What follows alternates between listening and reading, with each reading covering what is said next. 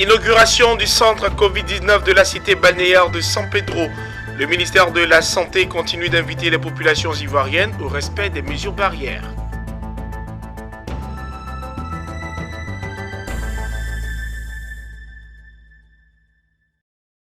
Bienvenue à toutes et à tous. Attention danger, ode à la vigilance.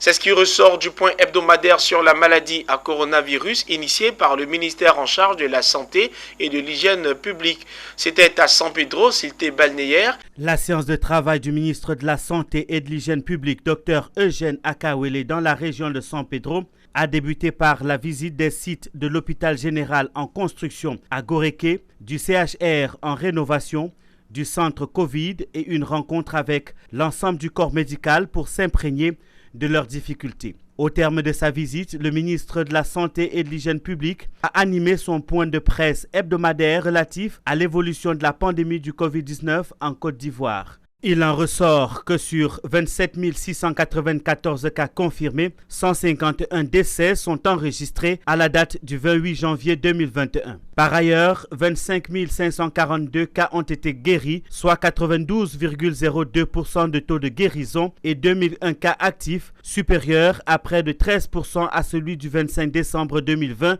qui s'élève à 251 cas.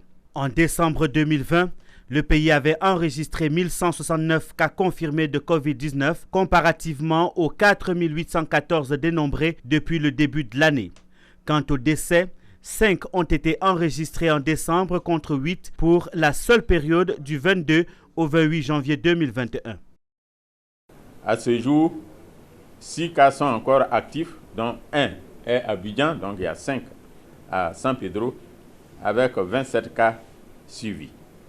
Tous les cas actifs et les cas à contact sont confinés à domicile. J'ai le plaisir de vous dire qu'ici, il n'y a pas eu un seul décès.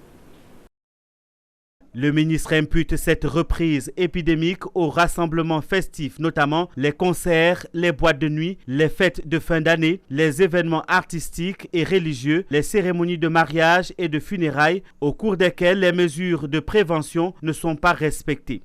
Il a exhorté au respect des mesures barrières, la limitation des déplacements non essentiels et recommande aux populations d'éviter les rassemblements festifs. Tout en espérant ne pas avoir de nombreux cas à San Pedro, le maire de la commune, Anoblé Miezan Félix, dit avoir redémarré les campagnes de sensibilisation en étroite collaboration avec la préfecture. Nous avons constaté une baisse, que nous avons relancé l'appel aux uns aux autres pour reprendre les bonnes habitudes afin de réussir à revenir au taux zéro que nous avons réussi à atteindre à un moment donné. Donc la sensibilisation est en cours en ce moment. Tout commence par là, parce qu'on ne le dit pas assez, il faut respecter les mesures pour éviter que le virus circule.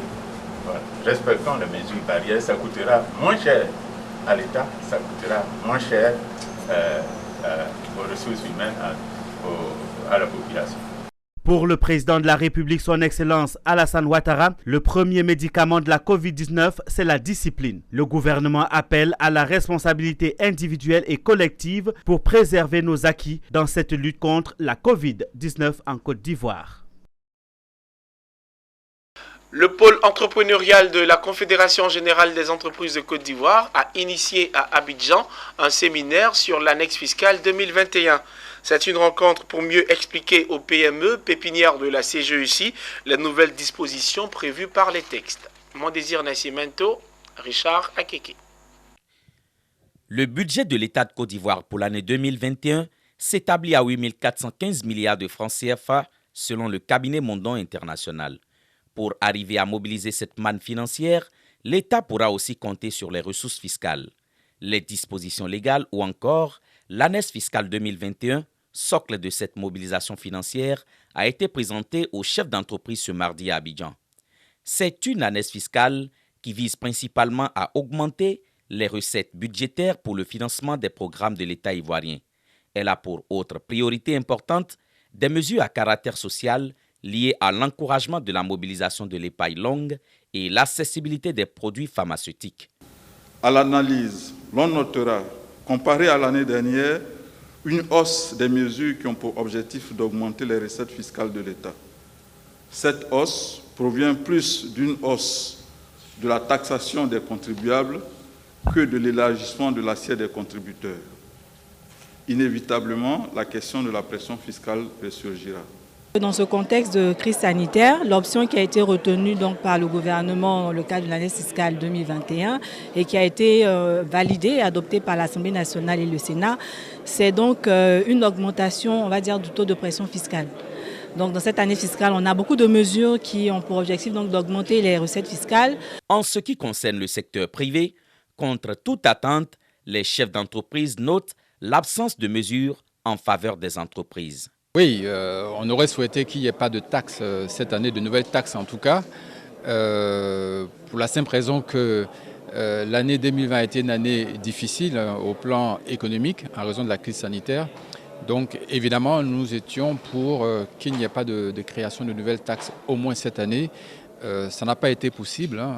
En tout cas, comme vous l'avez entendu dire tout à l'heure le vice-président de la CGCI, on espère que dans les mesures d'application de la loi, on prendra en compte les difficultés des entreprises de manière à atténuer les effets de la loi sur certains secteurs d'activité, parce qu'il y a des secteurs effectivement sur lesquels cette loi peut peser de façon négative.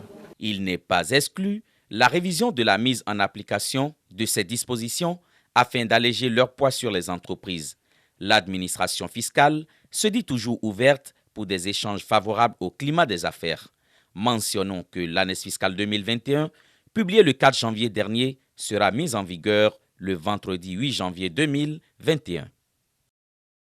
Depuis le 8 janvier 2021, l'annexe fiscale en vigueur a connu un aménagement de son régime.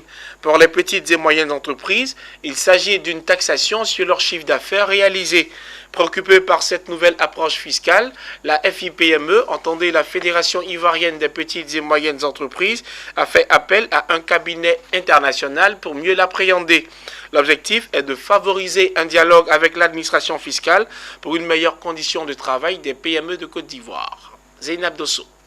Une taxe déterminée par l'application d'un taux prévu en fonction de l'activité exercée sur le chiffre d'affaires. C'est la nouvelle loi du nouveau régime de l'année fiscale 2021 qui s'impose aux petites et moyennes entreprises PME en Côte d'Ivoire.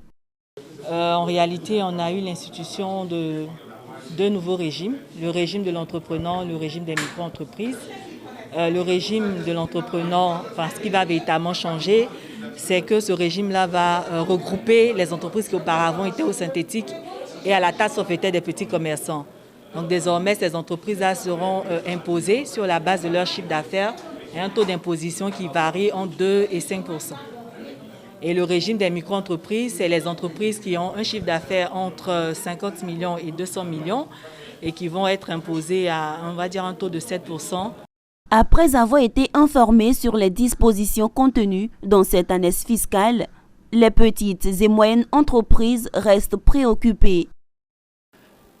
Taxer une entreprise uniquement, directement sur le chiffre d'affaires n'est pas une bonne affaire parce que la marge diffère d'une activité à une autre.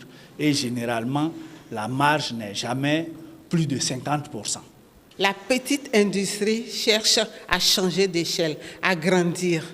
Alors prendre la fiscalité 5 % sur nos chiffres d'affaires, c'est tuer la corporation. Face à cette situation contraignante, Joseph Boguifo, président de la FIPME, Fédération ivoirienne des petites et moyennes entreprises, entend ouvrir le débat avec l'administration fiscale pour trouver des pistes de solutions. Pourquoi on a aujourd'hui plusieurs PME qui restent dans l'informel? Parce qu'elles disparaissent.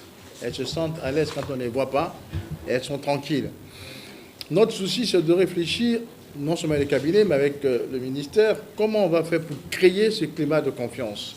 Ce climat de confiance est important pour faire qu'aujourd'hui, on puisse se rapprocher de la direction des impôts, du monde de la fiscalité, sans crainte, sans avoir peur. Notons que les dispositions contenues dans l'annexe fiscale 2021 sont en vigueur depuis le 8 janvier 2021. Cette politique s'inscrit dans le contexte de la pandémie à coronavirus qui a eu des répercussions tant au plan social qu'au plan économique. Elle vise à améliorer significativement le taux de pression fiscale tout en veillant à sa meilleure répartition et contribuer à la transformation structurelle de l'économie, selon la Direction générale des impôts. Les experts comptables de Côte d'Ivoire sont désormais bien renseignés sur l'annexe fiscale 2021. Ils ont pris part à un séminaire initié par l'Ordre des experts comptables de Côte d'Ivoire en partenariat avec le cabinet KPMG. Les précisions sur les taxes à payer et les procédures à suivre étaient au cœur des échanges. Betty Kwaku, Léon Gilbert. Confusion, inquiétude, frustration, autant de sentiments qui sous-tendent cette matinale de l'Ordre des experts comptables de Côte d'Ivoire. Ces experts ont souhaité davantage comprendre l'annexe à la loi de finances pour la gestion de l'État au titre de l'année 2021. Pour les aider, le cabinet KPMG a exposé sur les aménagements contenus dans cette annexe. Il s'agit notamment de pénalités majorées et la levée de certaines exonérations pour l'élargissement de l'assiette fiscale.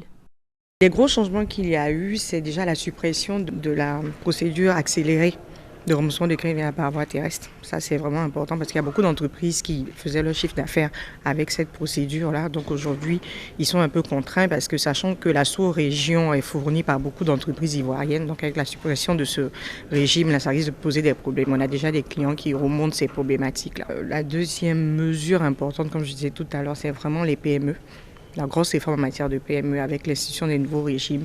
On ne sait pas comment ça va être applicable. Il y a tout un ensemble d'entreprises qui vont basculer aujourd'hui ou qui ont basculé vu que l'annexe fiscale est applicable depuis le 8 janvier. Donc elles ont basculé de fait dans le nouveau régime et à ce jour, elles ne savent pas comment traiter leurs factures, comment traiter leurs fournisseurs en face. Donc il y a vraiment ce flou-là pour lequel on attend vraiment de la DGI des notes explicatives claires et précises et aussi une mise à jour de toute la documentation fiscale et aussi le portail e-impôt, afin que les entreprises puissent fonctionner correctement.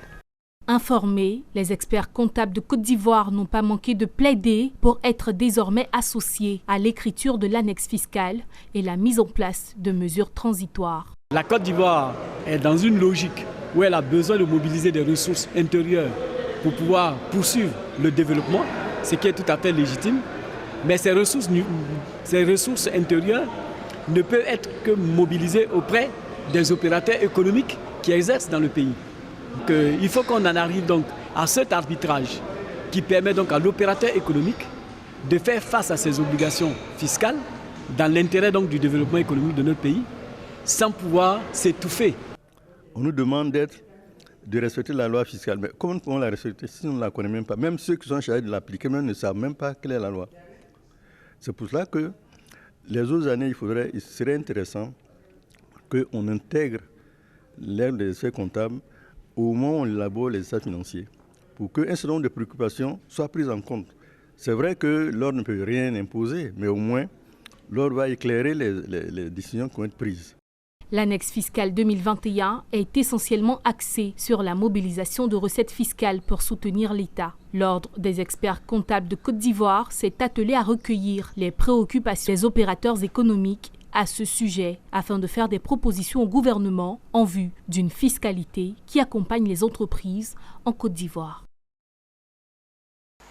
Voilà qui met un terme à cette édition. Ce journal a été préparé par l'ensemble de la rédaction. Merci de l'avoir suivi.